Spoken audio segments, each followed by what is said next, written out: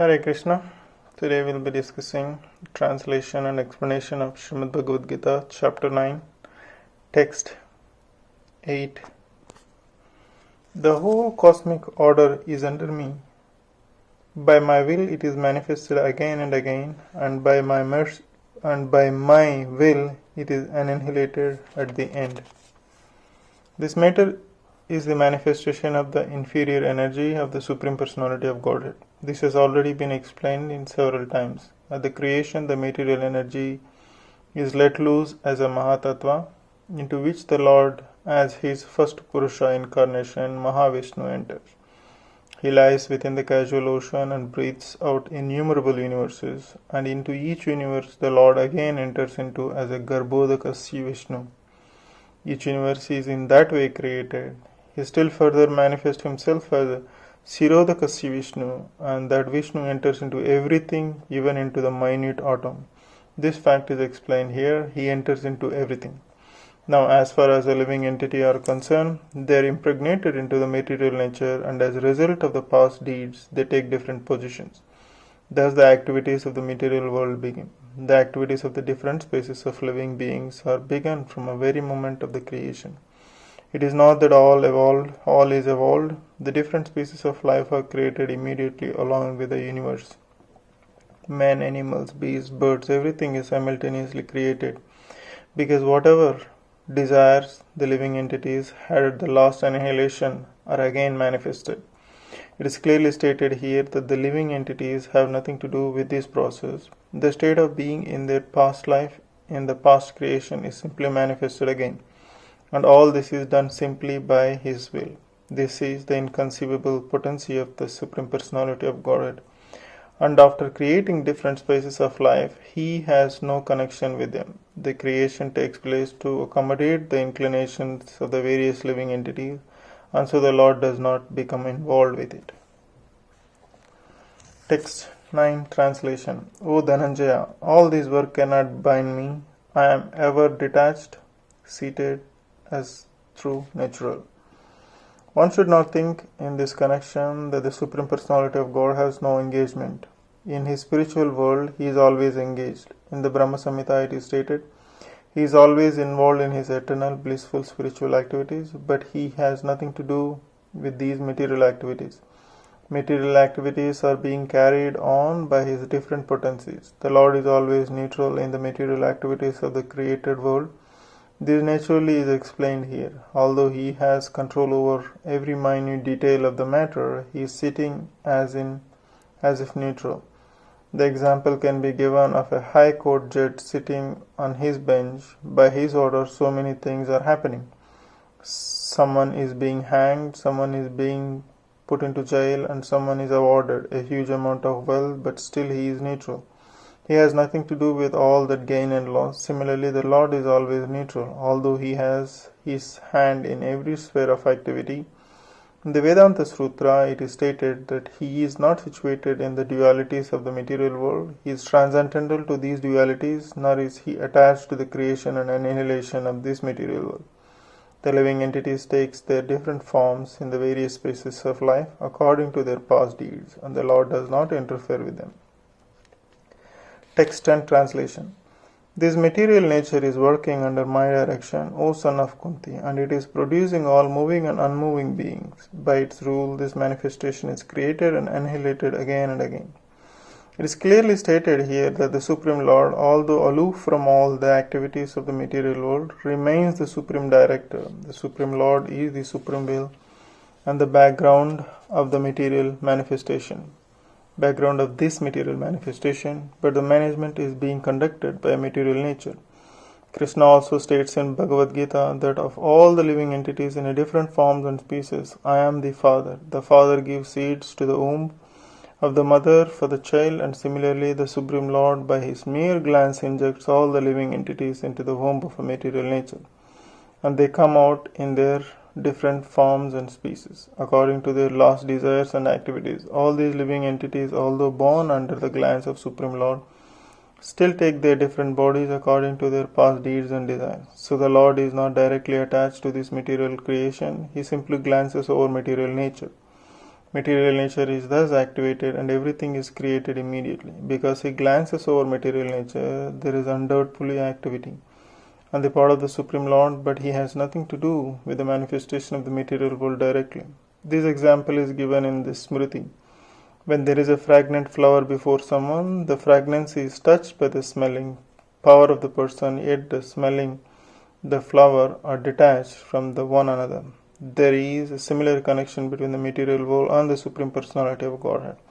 Actually, he has nothing to do with this material world, but he creates by his glance and ordains, in summary, material nature. Without the superintendence of the Supreme Personality of Godhead, cannot do anything, yet the Supreme Personality is detached from all the material activities. Text 11 translation. Fools deride me when I descend in the human form. They do not know my transcendental nature and my supreme domination over all that be. From the other explanations of the previous verses in this chapter, it is clear that the Supreme Personality of Godhead, although appearing like a human being, is not common man. The Personality of Godhead who conducts the creation, maintenance and annihilation of the complete cosmic manifestation cannot be a human being. Yet there are many foolish men who consider Krishna to be merely a powerful man and nothing more. Actually, he is the original Supreme Personality and he is confirmed in Brahma Samhita, Ishvara Paramakrishna. He is the Supreme Lord. There are many Ishvaras, controllers, and one appears greater than another. In the ordinary management of affairs in the material world, we find some official or director, and above him there is a secretary, and above him a minister, and above him a president. Each of them is a controller, but one is controlled by another. In the Brahma Samhita, it is said that Krishna is the supreme controller. There are many controllers, undoubtedly, both in the material and spiritual world, but Krishna is the supreme controller, Ishvara Paramakrishna, and his body is Sachidananda, non-material. Material bodies cannot perform the wonderful act described in the previous verses. His body is eternal, blissful, and full of knowledge. Although he is not a common man, the foolish deride him and consider him to be a man. His body is called here Manushyam, because he is acting just like a man, a friend of Arjuna, a politician involved in the battle of Kurukshetra. In so many ways, he is acting just like an ordinary man, but actually his body is Sachidananda Vigraha, eternal bliss and knowledge absolute. This is confirmed in the Vedic language also, Sachidananda Rupaya Krishnaya. I offer my obeisances into the Supreme Personality of Godhead Krishna, who is the eternal blissful form of knowledge. Sachidananda Rupaya Krishnaya. There are other descriptions in Vedic language also. Tam Ekam Govindam. You are Govinda, the pleasure of the senses and the cows. Sachidananda Vigraham. And your form is transcendental, full of knowledge, bliss and eternally. Despite the transcendental qualities of Lord Krishna's body, its full bliss and knowledge, there are many so-called scholars and commentators of Bhagavad-Gita who deride Krishna as an ordinary man. The scholar may be born an extraordinary man due to his previous good work, but this conception of Sri Krishna is due to a poor fund of knowledge. Therefore, he is called Muda. For only foolish persons consider Krishna to be an ordinary human being because they do not know the confidential activities of Supreme Lord and his different energies. They do not know that Krishna's body is a symbol of complete knowledge and bliss, and that he is the proprietor of everything that be, and that he can award liberation to anyone. Because they do not know that Krishna has so many transcendental qualifications, they deride him.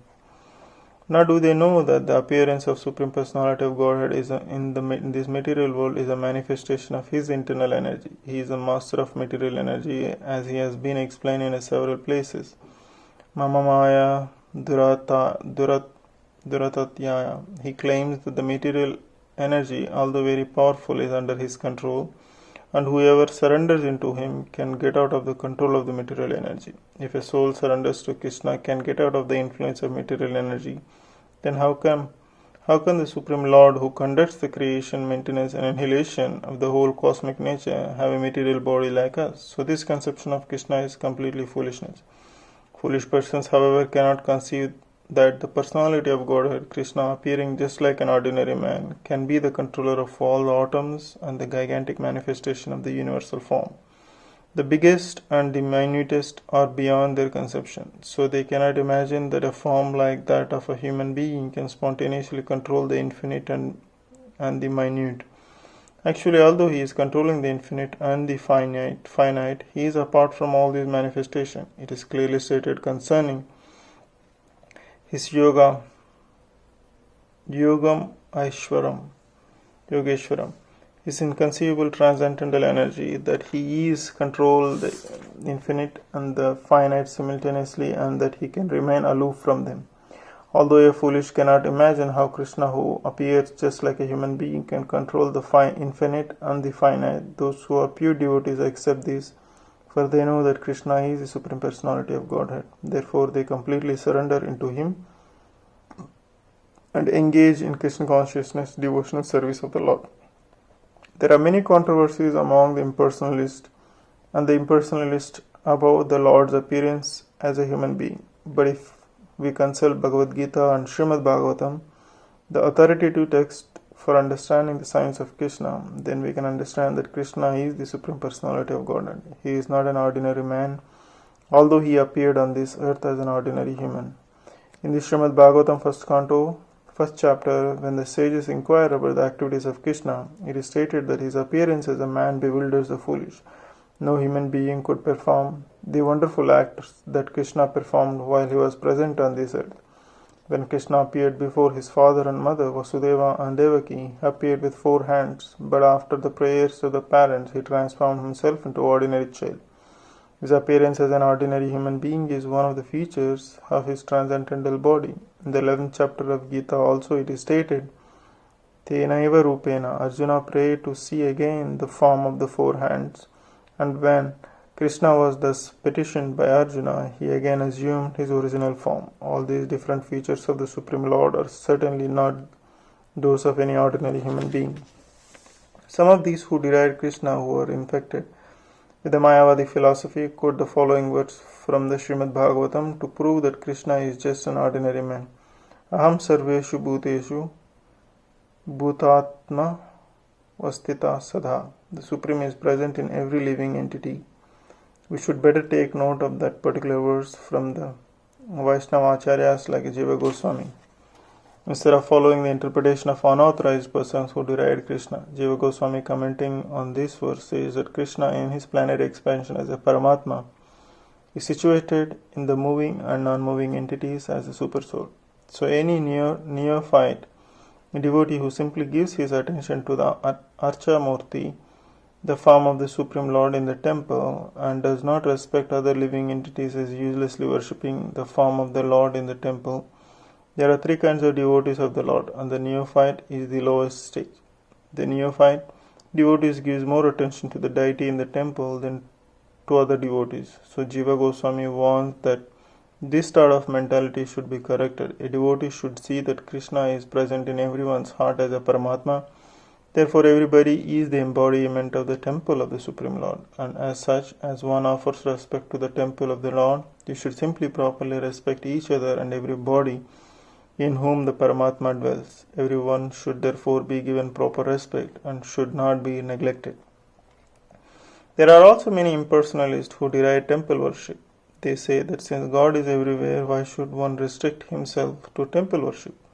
But God is everywhere if He is not in the temple or in the deity, although the personalist and the impersonalist will fight with one another perpetually. A perfect devotee in Krishna consciousness knows that although Krishna is Supreme Personality, He is all-pervading, as is confirmed in Brahma Samhita. Although His personal abode is Goloka Vrindavana, and He is always staying there, still by His different manifestations of energy and by His plenary expansion, He is present everywhere in all parts of the material and spiritual creation.